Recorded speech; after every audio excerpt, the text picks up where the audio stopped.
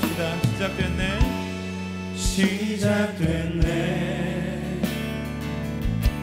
우리 주님의 능력이 나의 삶을 다스리고 새롭게 하네. 자유하네. 죄와 사망으로부터 나의 삶은 변하구나. 충만하네.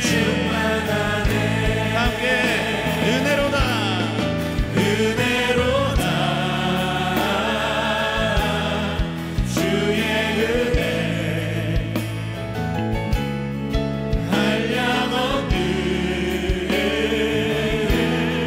주의 은혜. 은혜로다. 주의 은혜 변함없는 신실하신 주의 은혜.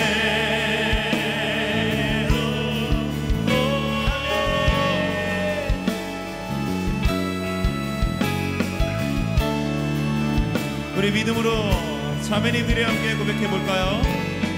시작됐네.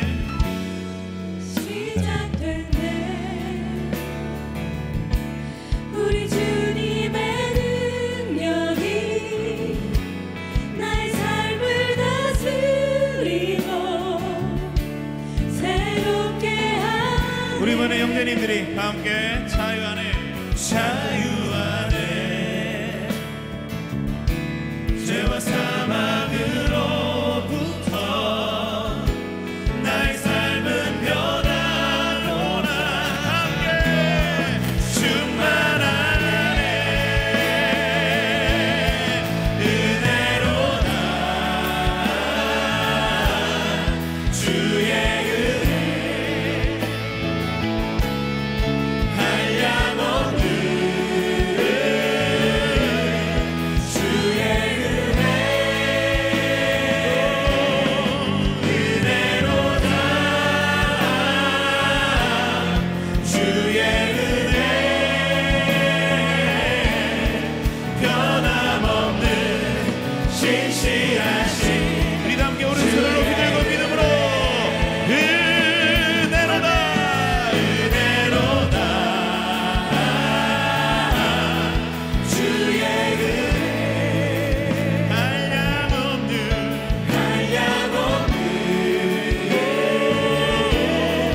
주의 은혜. 은혜로다.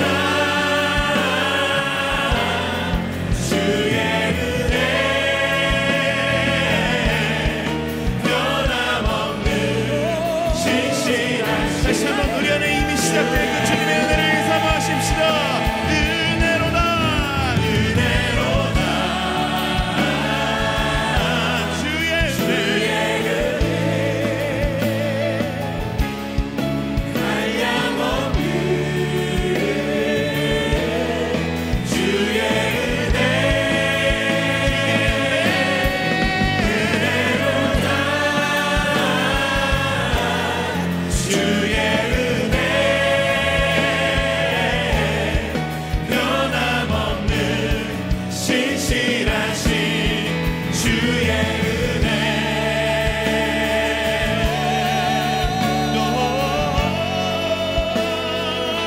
놀라운 주의 은혜.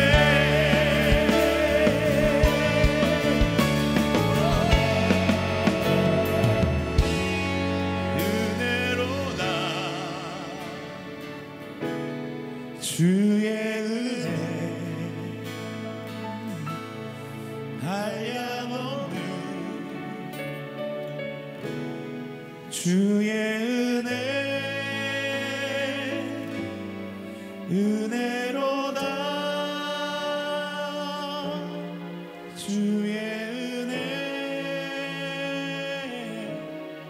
변함없는 신실하신 주의 은혜. 우리 다 함께 은혜로다. 은혜로다. 주의 은혜 한량없는 주의 은혜 은혜로다 주의 은혜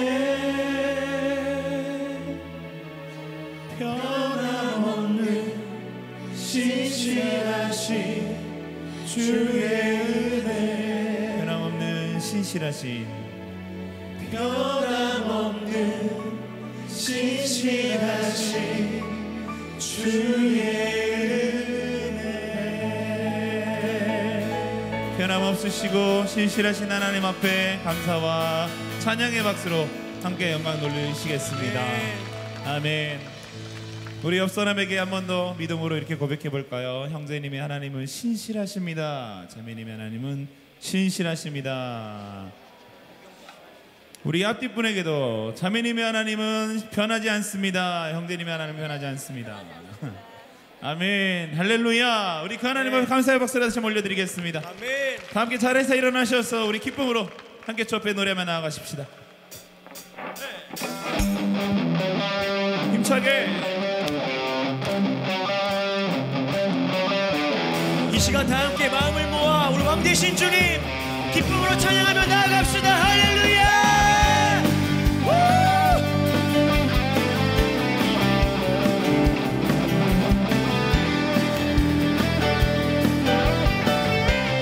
다 함께 주가 지으신 주의 날에 주가 지으신 주의 날에 우리 다 함께 기쁨으로 즐거워하며 주께 나가세.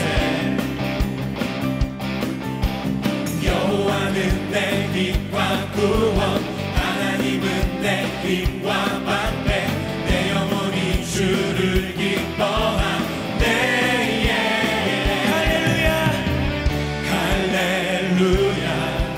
선하고 인자하신 하나님 이 구원의 기쁨 감출 수 없네. 할렐루야 할렐루야. 서는 전쟁을 승리하신 왕 이 승리의 노래 멈출 수 없네. 다시 한번 처음부터 주가 지으신 주의 날에 주가 지으신 주의 날에 우리 다 함께 기쁨으로 즐거워하며 주께 나가세.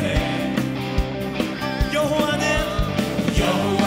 내 빛과 구원 하나님은 내 힘과 방패 주님 우리가 주님을 기뻐 찬양합니다. 할렐루야 할렐루야. 선하고 인자하신 하나님 구원의 기쁨 감출 수 없네. 할렐루야. 모든 전쟁을 승리하신 왕 이 승리의 노래 멈출 수 없네. 함께 기뻐 기쁨으로 노래하네 노래해. 나를 구원하신 주 생명 주셨네.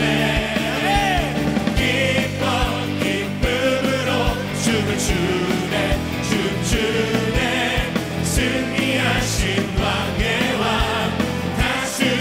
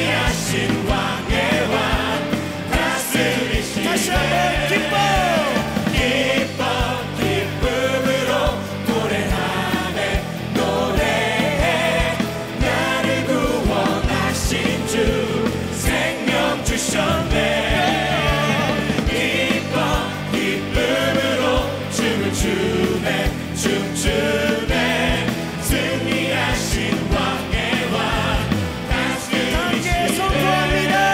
기뻐해 기뻐해 기뻐해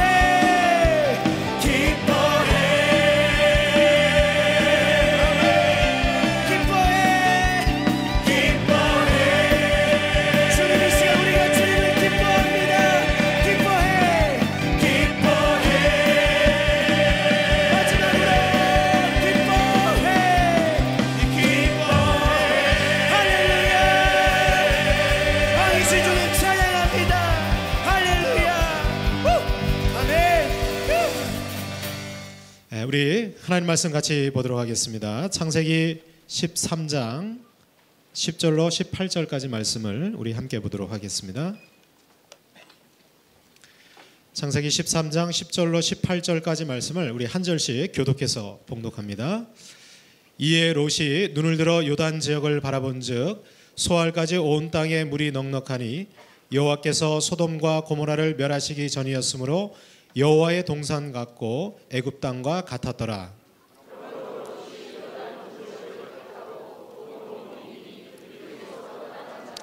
아브라함은 가나안 땅에 거주하였고 롯은 그 지역의 도시들에 머무르며 그 장막을 옮겨 소돔까지 이르렀더라. 롯이 아브라함을 떠난 후에 여호와께서 아브라함에게 이르시되 너는 눈을 들어 너 있는 곳에서 북쪽과 남쪽 그리고 동쪽과 서쪽을 바라보라.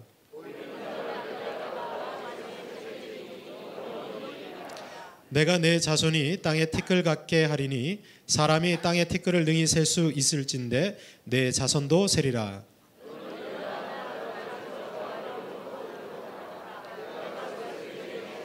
함께 읽겠습니다. 이에 아브라함이 장막을 옮겨 헤브론에 있는 마므레 상수리 수풀에 이르러 거주하며 거기서 여호와를 위하여 제단을 쌓았더라. 아멘. 오늘 신년 주일 이 첫 저녁 예배 나오신 여러분들 축복하고 환영합니다. 우리 좌우에 계신 분들 인사를 나누면 좋겠는데요. 우리가 새해 인사를 새해 복 많이 받으세요 이렇게 했는데 저도 굉장히 많이 새해 복 많이 받으시라고 인사를 한 것 같습니다. 새해 인사로는 참 좋은데 이렇게 계속 하다 보니까 이게 너무 기복신앙 아닌가 그런 생각이 문득 들었어요. 복만 받는 거 물론 좋지만 그래서 좀 성경적인 그 새해 인사가 없을까 생각하다가 하나님이 아브라함에게 해주신 말씀이 딱 떠올랐어요. 너는 복의 근원이 될지라. 그래서 새해 복의 근원이 되십시오 이렇게 하면 좀 성경적인 새해 인사가 되지 않을까 그런 생각을 갖고 우리 좌우에 계신 분들한테 세 사람 이상씩 인사하겠습니다. 새해 복의 근원이 되십시오. 뭔가 좀 있어 보이지 않아요? 될 것 같고 그죠? 복을 받는다는 거, 새해 복 많이 받는 거 그거는 참 좋은 일이죠. 근데 복을 받는다는 거는 나한테 국한되는 것 같아요. 그죠? 받으면 끝인 것 같아요. 그런데 복의 근원이 된다는 것은 나만 복 받는 것이 아니라 나를 통해서 다른 사람들에게까지 우리 주변에 있는 사람들에게까지 이 복을 유통할 수 있는 그런 축복의 통로가 되지 않을까. 그래서 그냥 단순히 복 받는 것보다 복의 근원이 돼서 이렇게 복을 유통하는 그런 축복 신앙이 우리 그리스도인들에게는 더 좋지 않을까 그런 생각을 갖습니다. 여러분들 축복하신 대로 다 복의 근원이 되시기를 주님의 이름으로 축원합니다. 그래서 오늘 새해 첫 그 주일인데 올 한 해 우리가 어떻게 하면 이 아브라함처럼 복의 근원이 되는 그런 삶을 살 수 있을 것인가. 오늘 이 창세기 13장에 나와 있는 이 아브라함이라고 하는 인물을 우리가 좀 살펴보면서 저와 여러분들이 이 아브라함처럼 그런 복의 근원이 됐으면 좋겠습니다. 그런데 여러분들 오늘 우리 함께 읽은 이 성경 말씀에 보니까 아브라함을 우리가 표현할 때 지금은 우리가 아브라함 이렇게 부르지만 오늘 창세기 13장에 등장하고 있는 이 아브라함의 이름은 여전히 아브라함 이렇게 표현이 되고 있어요. 창세기 12장에 보면 하나님이 이 아브라함을 그 정말 선민의 첫사람으로 하나님이 선택하시죠. 그래서 이 아브라함을 복의 근원으로 삼겠다. 그리고 이 아브라함의 후손들을 통해서 온 세상이 구원의 소식을 누릴 수 있는 그런 축복의 근원으로 이 아브라함을 선택하셨거든요. 그래서 창세기 12장에 보면 하나님께서 이 아브라함을 너는 갈대 우르 지역을 떠나서 내가 내게 지시할 곳으로 가라 이렇게 인도하십니다. 그런데 계속해서 이 아브라함을 하나님이 부르실 때 아브라함이라고 불러요. 그리고 실제적으로 이 아브라함이라고 하는 이름이 아브라함 이렇게 이름이 바뀌는 장면은 창세기 17장에 가서야 비로소 이 아브라함의 이름을 하나님이 바꿔주십니다. 원래 이 아브라함이라고 하는 그 뜻은 존경받는 아버지 뭐 그런 뜻이 있어요. 그러니까 한 가정의 아버지, 존경받는 아버지, 이게 아브라함 원래 이름의 뜻이었습니다. 근데 이제 이 아브라함으로 이름이 바뀌고 나서는 한 가정의 존경받는 아버지가 아니라 열방의 아버지, 온 세계의 아버지, 모든 믿음의 조상이 되는 그런 복의 근원으로 하나님이 이 아브라함의 이름도 바꿔주시고 인생도 바꿔주신 줄을 믿습니다. 그런데 아직까지는 이 아브라함의 이름이 바뀌지 않았어요. 그럼에도 불구하고 하나님께서는 이 한 가정의 존경받는 아버지였던 이 아브라함을 열국의 아버지로, 구원받은 모든 믿음의 자녀들의 그 아버지로 이 아브라함을 만들어 가세요. 그래서 오늘 본문에 보면 이 아브라함이 왜 하나님 앞에 선택받았고 또 복의 근원이 되는 그런 아버지가 될 수 있었는지 그 비결이 오늘 본문에 나타나 있습니다. 그래서 오늘 본문을 통해서 저와 여러분들 정말 아브라함처럼 하나님께서는 지금도 믿음의 자녀들이 이 복의 근원이 되기를 주님은 원하시고 계신 줄로 믿습니다. 자, 그러면 우리가 어떻게 하면 이런 복의 근원이 되는 인생이 될 수 있을까? 그 첫 번째는 하나님이 보여주시는 것을 바라볼 때 우리가 복의 근원이 될 줄로 믿습니다. 여러분들 무엇을 바라보느냐가 우리의 인생의 방향을 결정하게 됩니다. 성경에 보면 제일 먼저 잘못 바라봐서 인생을 망친, 본인의 인생뿐만 아니라 온 인류의 모든 삶을 망친 사람이 있었어요. 누구일까요? 잘 모르시겠죠? 아담과 하와였습니다. 여러분들 창세기에 보면 이 아담과 하와가 하나님의 피조물로, 창조물로 정말 행복한 삶을 살았어요. 그들이 살았던 곳이 에덴 동산이었습니다. 여러분들 이 에덴이라고 하는 뜻은 해피니스, 행복이라는 뜻이거든요. 그러니까 하나님은 사람을 만드시고 그들이 행복하게 살도록 창조하셨어요. 그러니까 여러분들 모든 인생의 궁극적인 목적은 행복하게 사는 거예요. 근데 무엇이 행복이냐? 그것은 하나님과 동행하고 하나님과 교제하고 또 하나님의 은혜와 사랑 가운데 살아가는 것, 그것이 행복인 줄 믿습니다.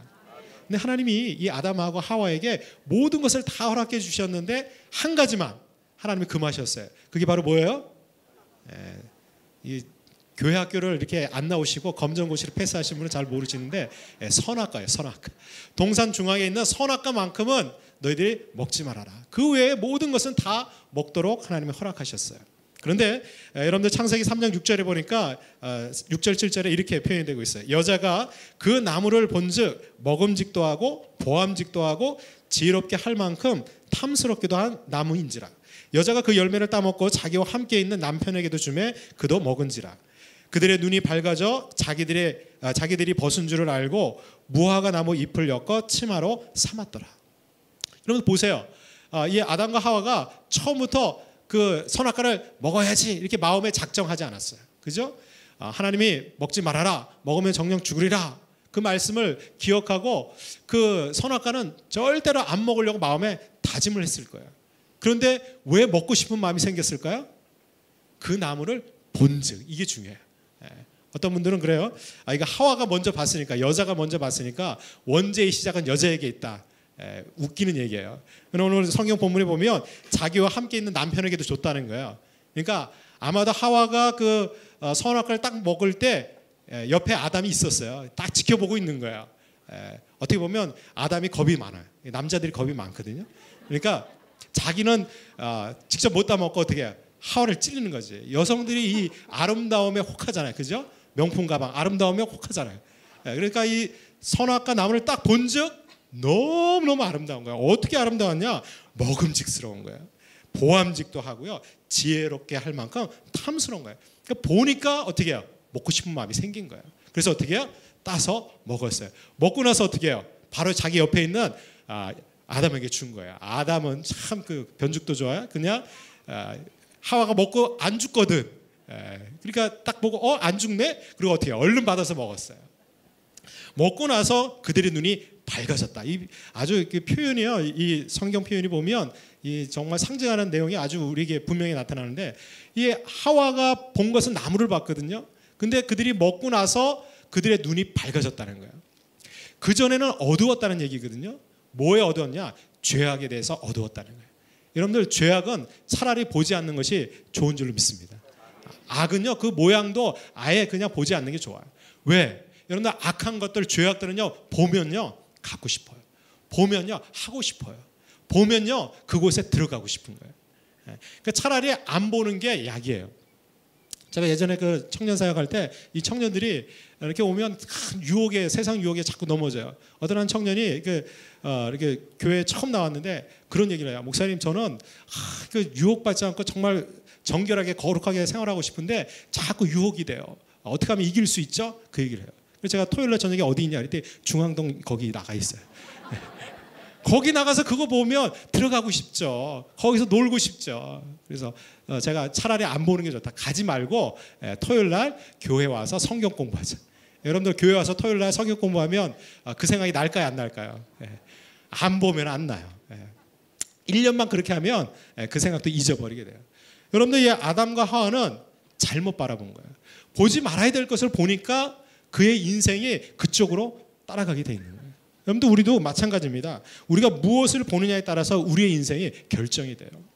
오늘 우리 함께 읽은 이 창세기 13장에 보면 두 사람이 등장하고 있는데 이 두 사람이 바라본 거 똑같이 바라봤어요. 그런데 이들이 바라본 것이 전혀 다른 것을 바라보게 됩니다. 여러분 오늘 본문 13장 10절에 보니까 롯이라고 하는 이 아브라함의 조카가 등장하는데 10절에 보니까 롯이 눈을 들어 요단 지역을 바라본즉 그랬어요.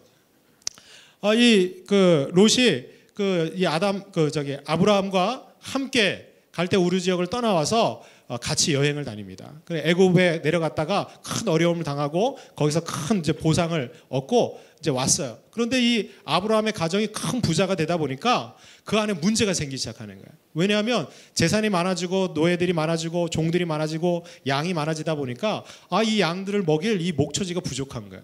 그래서 이 목초지에 양을 풀어놓으면 이 아브라함의 양을 치는 목자들하고 이 롯의 양을 치는 목자들이 서로 다투는 거예요. 왜 다투냐면 서로 자기 양에게 좋은 목초를 먹이려고 다투는 거예요. 그래서 아브라함이 이렇게 해서는 안 되겠다. 우리가 한 가족인데 이렇게 다투면 안 되겠다. 이제는 우리가 좀 갈라져서 따로따로 생활하자.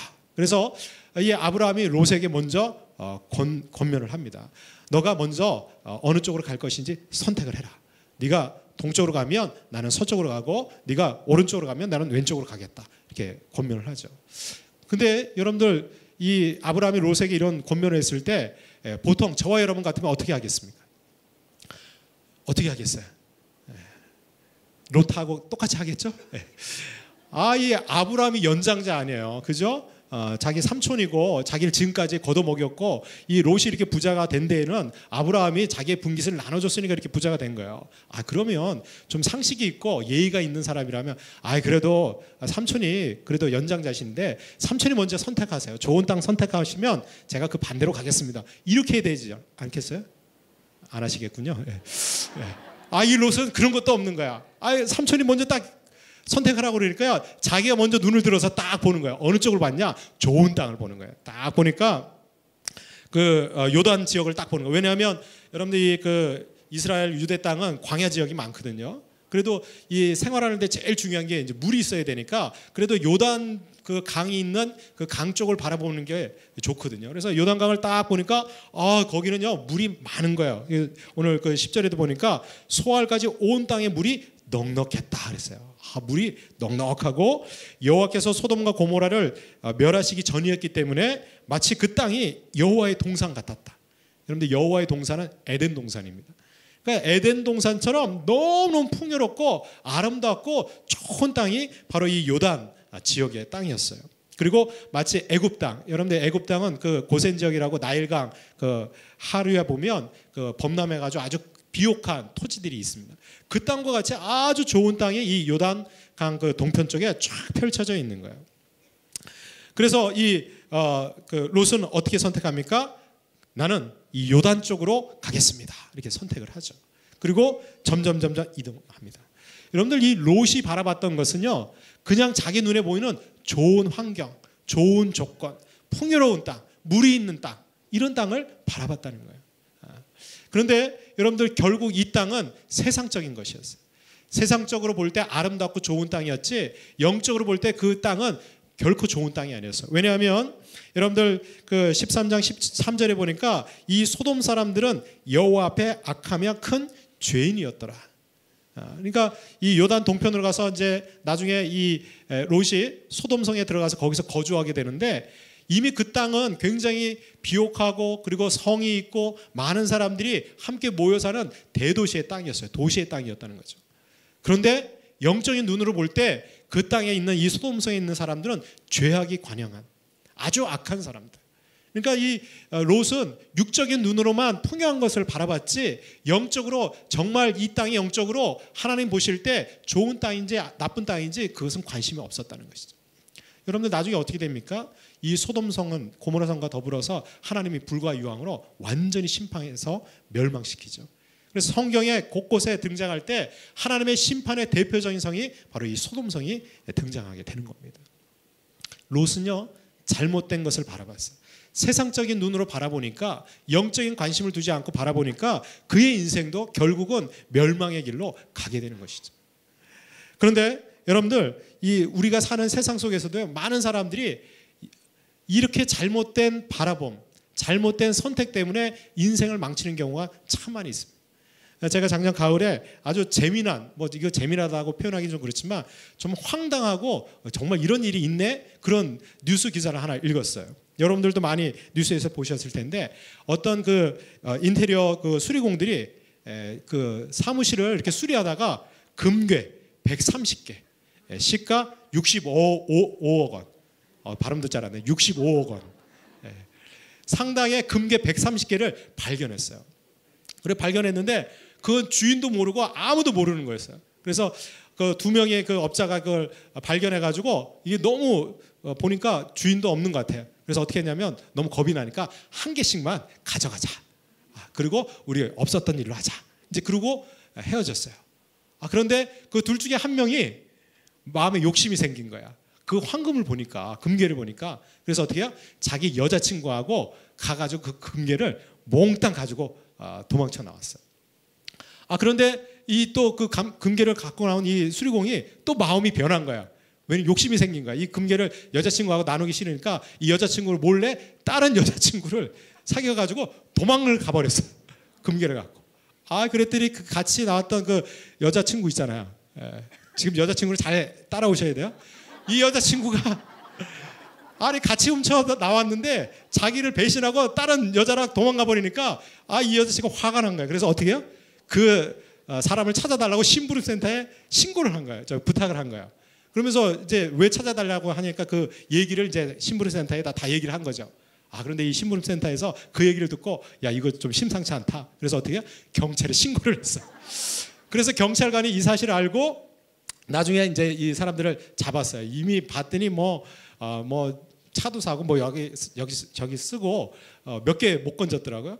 그래서 이제 그걸 이제 집 주인한테 돌려주려고 했더니 이 집 주인이 모르고 있는 거예요. 그 사실인즉 그 이제 내용을 보니까 벌써 10년 전에 이제 죽은 그 원래 그 죽은 그 박모 씨라고 하는 그 할아버지가 계셨는데, 원래 이분은 이제 그 사학재단 뭐 이렇게 만들어 가지고 그 땅이 그쪽이 개발될 때 굉장히 큰 돈을 번, 그래서 한 수천억 원대의 재산가라고 소문이 난 사람이었어요. 근데 이분은 이렇게 돈이 생길 때마다 그것을 금괴로 바꿔가지고 자기 그 벽장 안에 있는 그 장롱 속에다가 금괴를 차곡차곡 쌓아놓은 거예요.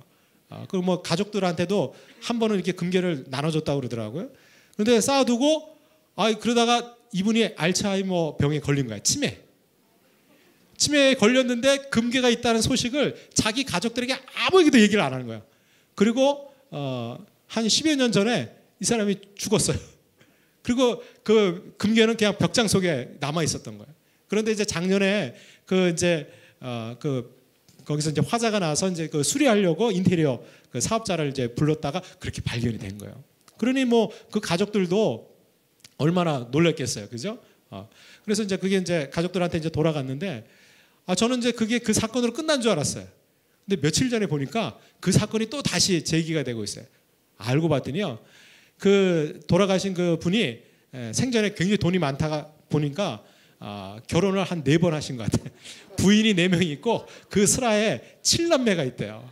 그러니 돌아가시고 나서 재산 싸움이 얼마나 많이 났겠어요. 그런데 돌아가시면서 이제 유언장이 발견이 됐는데 2번째 부인한테 모든 전 재산을 물려준다. 이렇게 유언장을 썼대요. 근데 그게 진짜냐 가짜냐 뭐 그러면서 막 재산 분쟁이 있었는데 이번에 금괴 사건이 또 터진 거예요. 그때 미국에 있는 아들들 뭐 이런 사람들이 이번 기회에 다시 그 재산을 찾겠다 막 소송을 걸고 난리가 난 거예요. 제가 그거 보면서 야, 저 황금을 금괴를 보더니 다 눈이 멀어버린 것 같아요. 가족도 없고 뭐 아무것도 안 보이는 거예요. 그러니까 여러분들 세상적인 거 딱 보니까 거기에 눈을 다 뺏기고 나니까 마음도 뺏기고 아무것도 안 보이는 거예요. 제가 보면서 참 그 가정이 참 불행하더라고요. 전혀 부럽지 않아요. 부러우신 분 2분 계시네. 그래도 금괴 130개 있었으면 좋겠다 이렇게 생각하신 분인데 여러분들 재산이 많아지면 다툼이 생기는 거예요. 이 아브라함 가정도요 양이 많아지고 재산이 커지니까 이 롯의 그 종들하고 목자들하고 이 아브라함의 목자들하고 다툼이 생기는 거예요. 재산이 없으면 싸울 것도 없어요. 제가 보니까. 그런데 여러분들 이 롯은 여전히 세상적인 눈으로 자기가 볼 때 좋은 거 바라보고 나갔다는 거죠. 결국은 그것은 멸망이고 심판이었어요. 반면에 오늘 본문에 보면 이 아브라함이 바라본 것이 있었어요. 그것은 바로 하나님이 보여주시는 것이에요. 여러분들 창세기 13장 14절에 보니까 롯이 아브라함을 떠난 후에 여호와께서 아브라함에게 이렇게 말씀하십니다. 너는 눈을 들어 너 있는 곳에서 북쪽과 남쪽 그리고 동쪽과 서쪽을 바라보라. 보이는 땅을 내가 너와 네 자손에게 주리니 영원히 이르리라. 할렐루야. 여러분들 그 롯은 자기가 그냥 바라보고 싶은 데를 바라보고 세상적인 것을 향해서 나아갔어요. 그러나 이 아브라함은요 하나님이 바라보라고 한 것을 바라봅니다. 북쪽과 남쪽, 동쪽과 서쪽을 바라봐요. 하나님이 바라보라고 한 것을 바라볼 때 하나님이 약속을 해주시는 거예요. 내가 보는 그 땅을 내가 너와 내 후손들에게 줄 것인데 그것은 영원한 것이다. 여러분들 하나님이 바라보라고 그리고 하나님이 우리에게 주시는 것은 영원한 것인 줄 믿습니다. 세상적인 것들은요 반드시 사라지고 없어질 거예요. 반드시 하나님의 심판이 있습니다. 그러나 하나님이 바라보라는 것, 하나님이 우리에게 주시는 것, 그것은 나뿐만 아니라 우리 자손들에게 영원한 상급이 될 줄 믿습니다. 아브라함은 바로 하나님이 보여주신 것을 바라볼 때 그가 복의 근원의 인생이 된 줄 믿습니다. 아브라함이 나중에 바라본 것은 바로 헤브론 산지였어요. 그는 요단 동쪽이 아니라 서쪽으로 예루살렘 그 남서쪽에 있는 이 헤브론 산지로 갑니다. 이 헤브론 산지는요 말 그대로 약 해발 한 950m 이상 되는 아주 그 고산지대입니다. 그래서 이 헤브론 산지는요 굉장히 척박한 땅이에요. 여러분들 그 고산지대 가보면 물도 별로 없고 사람이 살기 참 힘든 땅이에요. 그런데 이 아브라함은 하나님이 보여주신 그 땅, 그것이 비록 산지고 척박하고 보잘것없는 땅이지만 영적인 눈으로 볼 때 그곳은 하나님의 축복의 땅이었어요. 여러분들 이 헤브론 산지는 나중에 다윗이 왕이 되고 나서 7년 반 동안 통치했던 곳이 바로 이 헤브론. 그리고 하나님께서 이 믿음의 조상 아브라함, 이삭, 야곱이 장사 지내서 묻힌 곳이 바로 이 헤브론 산지예요. 그러니까 지금도 이 헤브론 산지는요 이스라엘 사람들에게 있어서는 성지와 같은 곳이에요. 아주 중요한 지역이 됐죠. 여러분들 우리가 세상적으로 좋은 것 바라보는 것이 아니라 하나님이 보여주시는 영적인 축복을 바라보시는 저와 여러분들 되시기를 주님의 이름으로 축복합니다. 두 번째로 우리가 이 복의 근원이 되는 삶을 살기 위해서는 최선을 다해서 노력해야 될 줄로 믿습니다. 작년에 그 가을에 담임 목사님이 우리 부목사님들한테 선물을 하나 주셨는데 어떤 선물이냐면 여러분들 가을 프로야구 플레이오프 경기를 관람할 수 있는 특권을 주셨어요.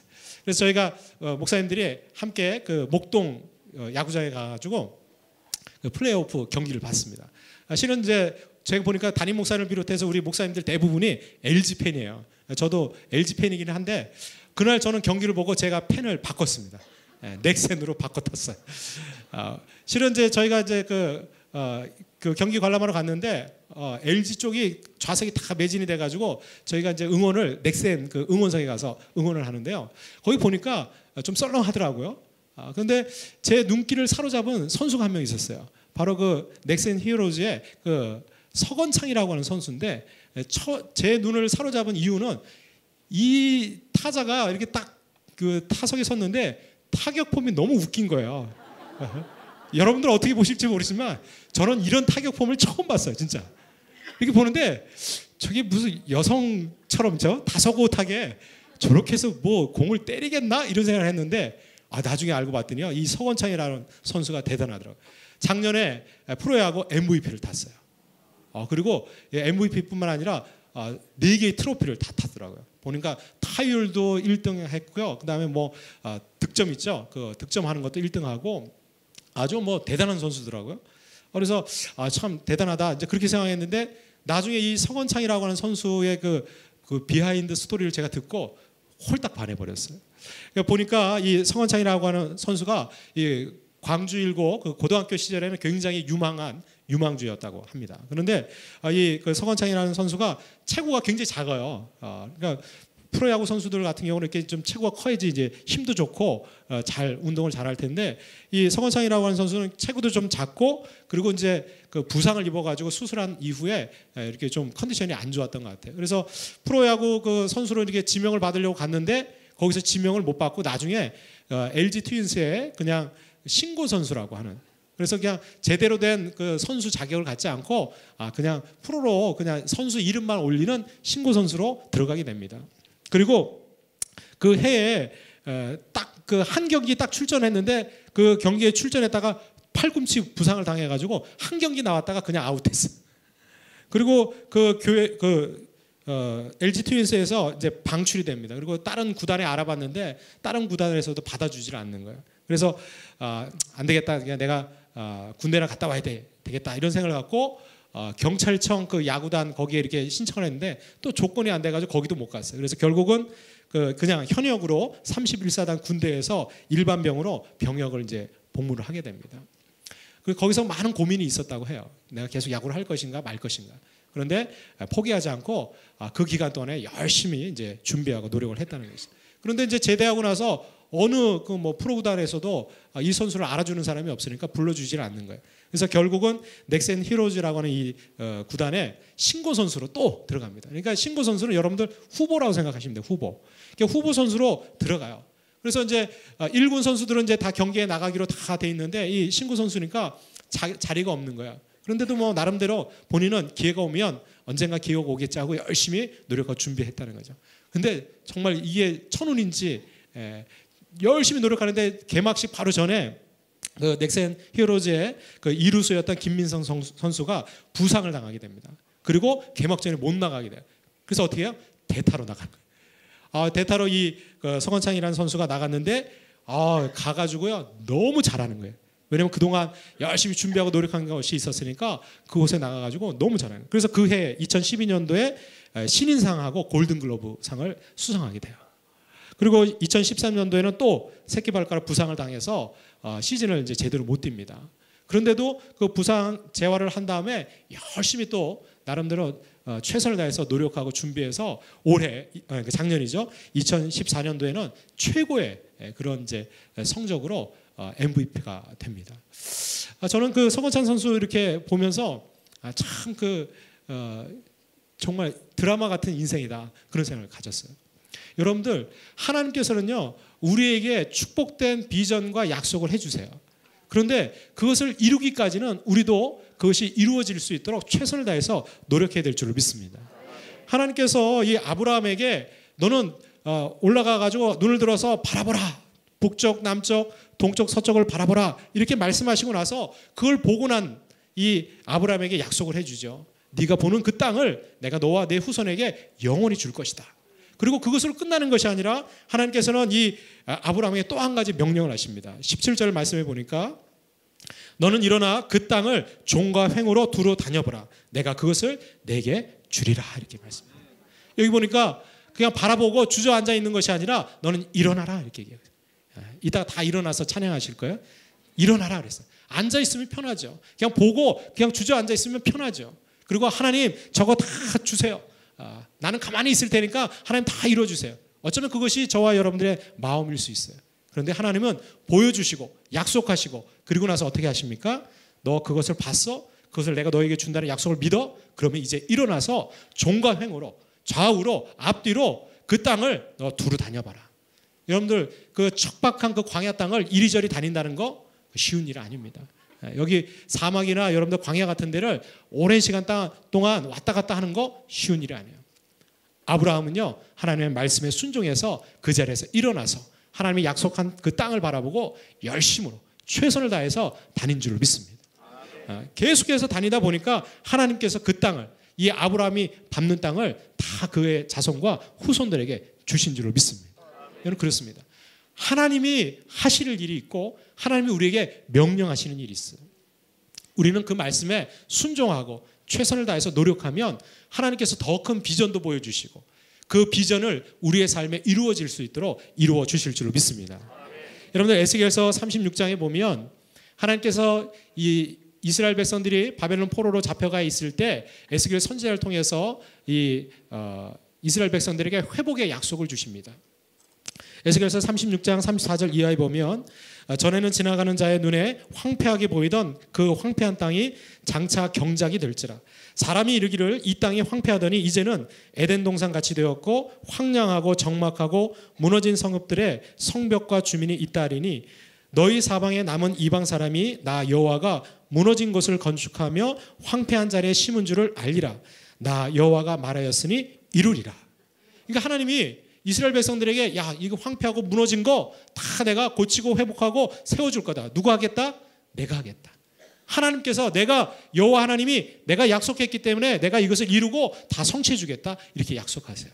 그런데 37절 말씀에 이렇게 얘기하십니다. 주 여호와께서 이같이 말씀하셨느니라.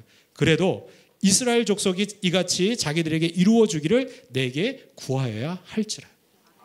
하나님이 다 약속하시고 이루어 주실 거예요. 하나님이 행하실 거야. 그런데 그것이 나에게 이루어지다. 하나님 그 약속이 그 비전이 내 삶에 이루어지게 해달라고 우리는 뭐 해야 된다? 기도해야 된다. 여러분 우리가 해야 될 게 있어요. 내가 기도하고 최선을 다해서 하나님이 우리에게 보여주신 것을 얻고자 우리가 노력하면 하나님께서는 이루시고 성취해 주실 줄로 믿습니다.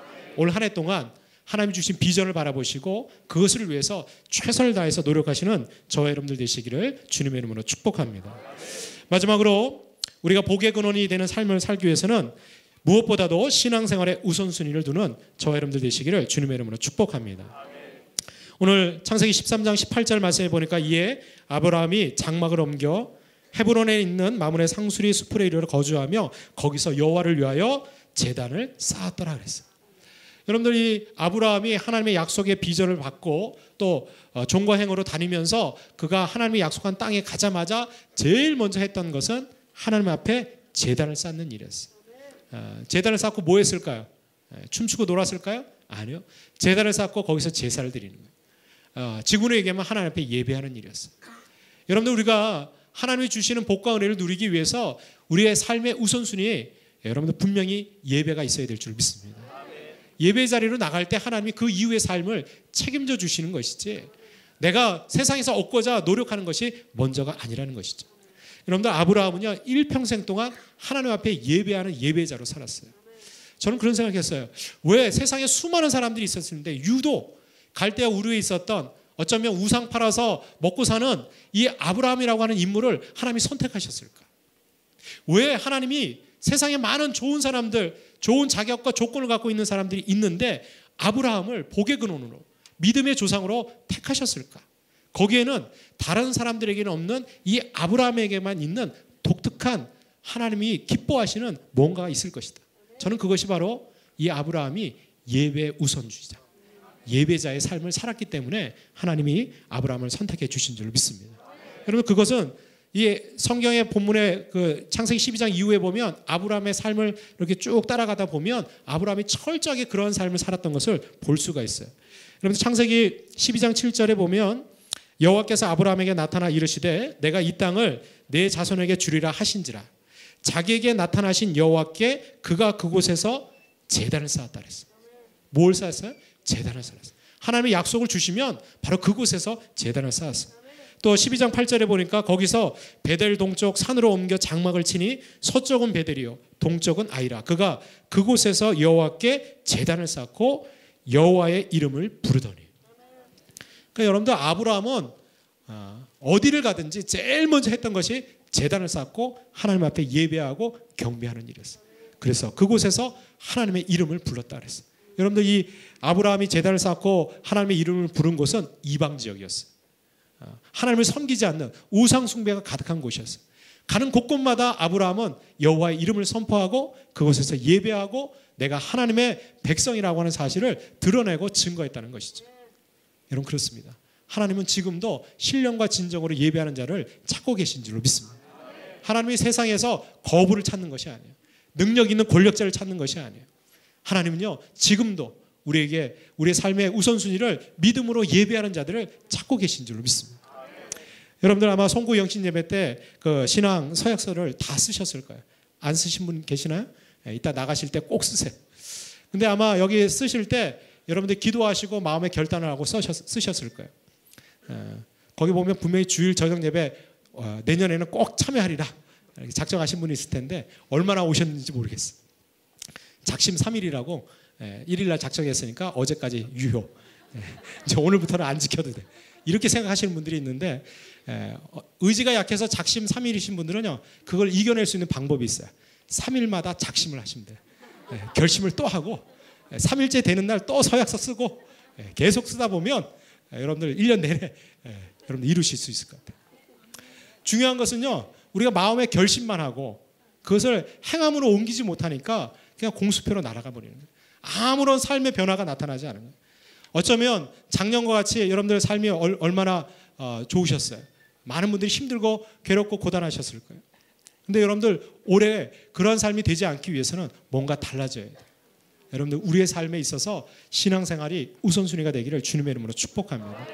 많은 분들이 목사님 그래도 해야 할 일이 너무 많은데요. 직장 일도 있고 가정 일도 있고 또 내가 올해부터는 새로 시작하는 일들이 많이 있는데요. 아니요. 분명히 얘기합니다. 그것보다도 먼저 하나님을 예배하는 일을 우선순위로 하십시오. 그러면 하나님이 그 모든 일들을 책임져 주실 거예요. 제가 그 전에 섬기던 교회에 전도사 때 그 담임 목사님이 이제 그 교회 전도를 좀 활성화시키기 위해서 여러 가지 이제 전도 프로그램들을 이렇게 보시고 저한테 오더를 하나 주셨어요. 전도 폭발 훈련 프로그램을 이제 우리 교회에서 시작할 수 있도록 한번 준비해봐라. 그래서 이제 제가 전도 폭발 훈련 가서 임상 훈련을 받고 와서 이제 그 안에 전도 폭발 훈련을 이제 시작하기로 했습니다. 그래서 모집을 하는데 사람들이요 제일 모집하는데 안 오는 데가 전도한자는데 안 오는 거예요. 그럼 어떻게 해요? 담임 목사님이 그 오더를 줬으니까 어떻게든지 해야 되겠다. 그래서 이제 30명을 이제 훈련생을 모집하려고 제가 발로 뛰었어요. 한 명 한 명 만나서 다 설득하고 권면하고. 그러니까 이제 인적에 밀려가지고 전도사님 봐서 해드립니다. 이러면서 이제 오셨어요. 그런데 제가 제 마음속에 기도할 때마다 꼭 이 집사님은 하셨으면 좋겠다라고 하는 한 집사님이라고 하는 분이 계셨거든요.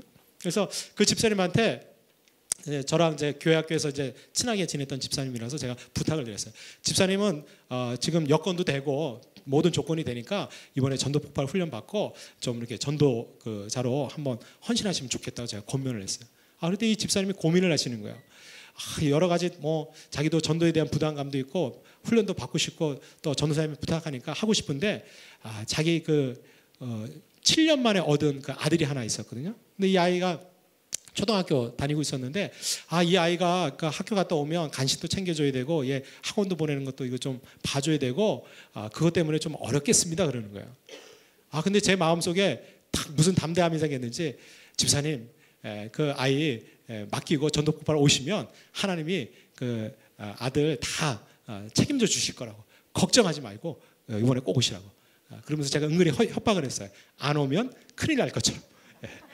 그래서 이 집사님이 이제 고민하다가 이제 그 개회 이제 예배 드릴 때 제가 꼭 오시라고 이제 요청했는데 개회 예배 준비하고 제가 이렇게 딱 올라갔는데 이 집사님이 안 보이는 거예요. 그래서 마음에 시험이 돼가지고 이거 어떻게 하지? 하나님 좀 그 집사님 좀 보내주세요.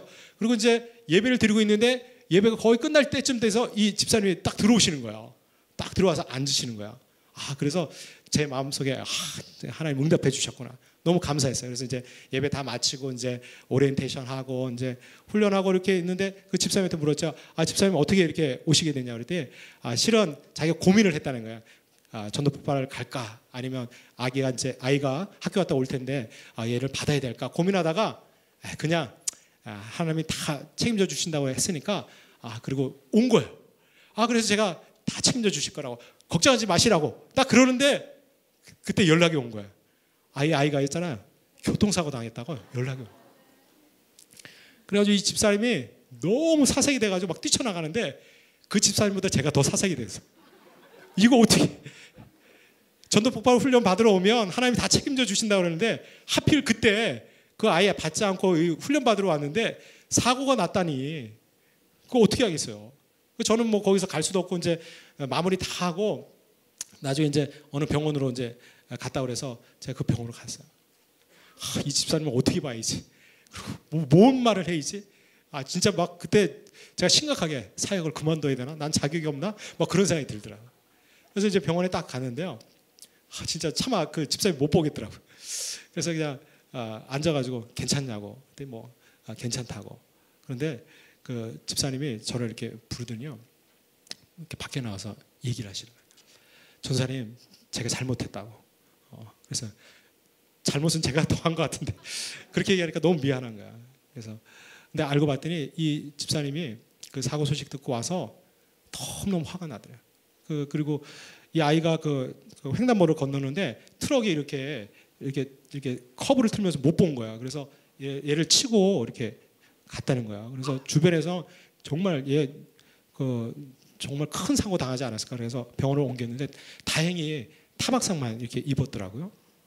그래도 여러분들 교통사고 당했으니까 그리고 그 전도사가 얼마나 원망스러웠겠어. 그래서 그 집사님이 얘기하더라고요. 왔는데 그 아이를 보는 순간 제가 그렇게 원망스럽대. 왜 오라고 해가지고 자기가 있었으면 이 아이가 괜찮았을 텐데 왜 이렇게 만드셨냐고. 그런데 그 이제 아이 이제 그 환자복으로 이렇게 갈아입히려고 이렇게 옷을 벗기는 순간 너무 깜짝 놀라요. 그 아이 이렇게 난방을 젖혔는데 가운데 그 타이어 자국이 쫙 나요. 그 트럭 타이어 있잖아요. 큰 그 바퀴 자국이 이 아이 옷에 이렇게 나 있는. 그냥 배 위로. 그러니까 이 아이가 그 트럭이 이 아이를 치고 밟고 지나간 거예요. 그런데 타박상밖에 없는. 그래서 이 집사람이 그걸 보는 순간 너무 놀랐어요. 그래서 제가 가서 봤잖아요. 그 옷을. 근데 진짜 자국이 이렇게 바퀴 자국이 나 있더라. 그때 제가 또 회개했어요. 이 믿음 없는 전도사.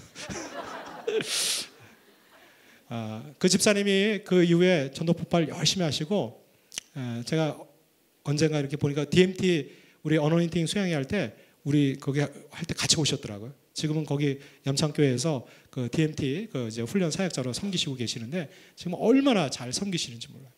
제가 그때 깨달았어요. 그렇다.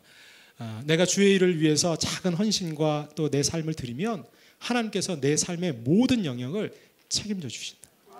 여러분들 마태복음 6장 33절에 그 말씀 있잖아요. 너희는 먼저 그의 나라와 그의 일을 구하라. 그리하면 이 모든 것을 너희에게 더하시리라. 할렐루야. 여러분들 우리에게 먹을 거, 입을 거, 또 우리가 살아가야 될 모든 거 필요한 거 얼마나 많겠어요. 우리도 그거 구해야 돼요. 그러나 그거 구하는 거 이방인들도 다 그거 구합니다. 우리에게 그것이 있어야 될 줄 천부에 계신 하나님께서 이미 다 알고 계세요. 우리가 먼저 하나님의 나라와 의를 먼저 구하면 하나님 앞에 우리가 예배하는 삶을 우선순위하면 이 모든 것을 하나님이 더해 주실 줄로 믿습니다. 여러분들 이것이 바로 복의 근원이 되는 삶이에요. 저와 여러분들이 이 아브라함처럼 하나님 앞에서 올 한 해 동안 복의 근원으로 살아가시는 저와 여러분들 되시기를 주님의 이름으로 축복합니다.